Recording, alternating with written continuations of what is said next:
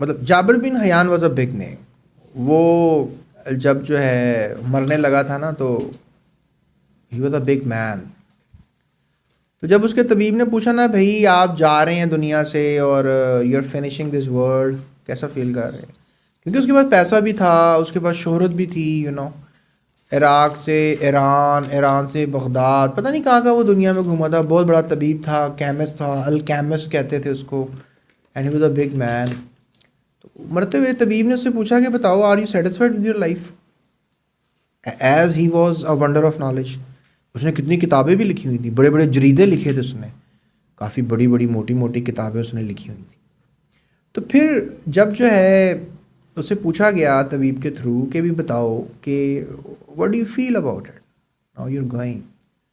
तो उसने कहा भाई मैं खुश नहीं हूँ। उसने कहा तुम क्यों नहीं खुश? पैसे कमा लिए, शोहरत कमा ली, इतना इल्म हासिल कर लिया, जरीदे बना दिए, और तुम्हें क्या चाहिए? उसने तारीखी जुमला कहा। उसने कहा कि मैं अपना इल्म अपनी कब्र में लेके जा रहा हूँ। तबीब ने कहा कैसे? लोगों को समझाते हो, किताबें लिखी हैं, वो लोग पढ़ लेंगे, तो मतलब it's a kind of a thing. तो फिर उसने कहा कि ये कुछ ऐसा ही है जैसे अ, छोटे 4 साल के बच्चे को अगर एक पीएचडी बंदा कुछ बता रहा हो और उस छोटे से बच्चे को समझ में ना आ रही। कहता है मैं जो आपको समझाता हूँ, जो मैं आपको बताता हूँ, वो आपको समझ में नहीं आती, लेकिन हाँ आने वाले वक्त में आपको समझ में आएगी। आप आने वाले वक्त में मेरी उन बातों को, उस रिसर्च को जो मैंने किताबों में लिखी है, वो पढ़ पाओगे, समझ पाओगे। लेकिन मैं समझता हूँ मेरा इल्म मेरी कब्र में जा रहा है, क्योंकि आज के दौर में मैं जो लोगों को समझाना और बताना चाहता हूँ, उन लोगों को समझ में नहीं आ रहा है। तो इस तरह ही मतलब होता है कि उसका 1000 साल के बाद लोग उसके रिसर्च को पढ़ते हैं, और जाबर बिन हयान, जाबर बिन हयान, आज भी जाबर बिन हयान का नाम जिंदा है। उसके जरीदों को आज भी पढ़ा जाता है। Sulphuric acid, nitric acid, hydrochloric acid, aqua regia, आब सुल्तानी, ये सब किसने बनाए?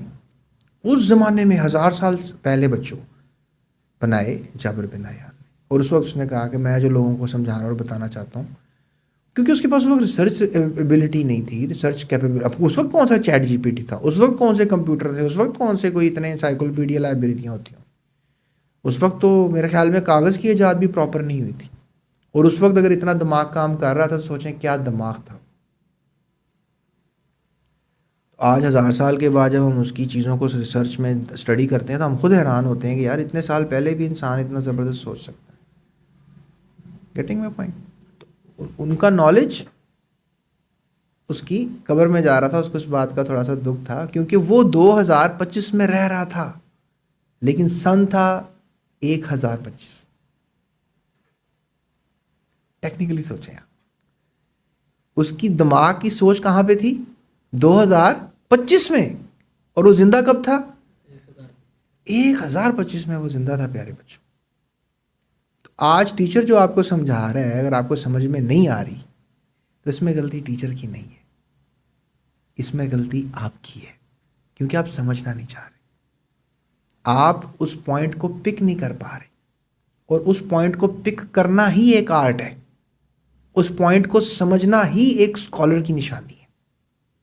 अगर क्लास में आप एक बात को टीचर बड़े जोशो खरोश से बताता है और आप सुनते हो और उस वक्त वक्ती तौर पर समझते हो, लेकिन उसको अमल पैरा होकर समझ कर आप कोशिश नहीं करते कि आप उसको जान पाएँ, आप उसको मज़ीद उसके बारे में कुछ समझ पाएँ उसको आप, तो वो टीचर को तो पता होती है बात, लेकिन आपको नहीं पता होती।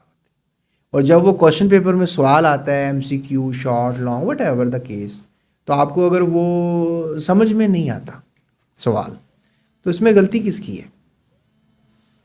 इसमें गलती आपकी है।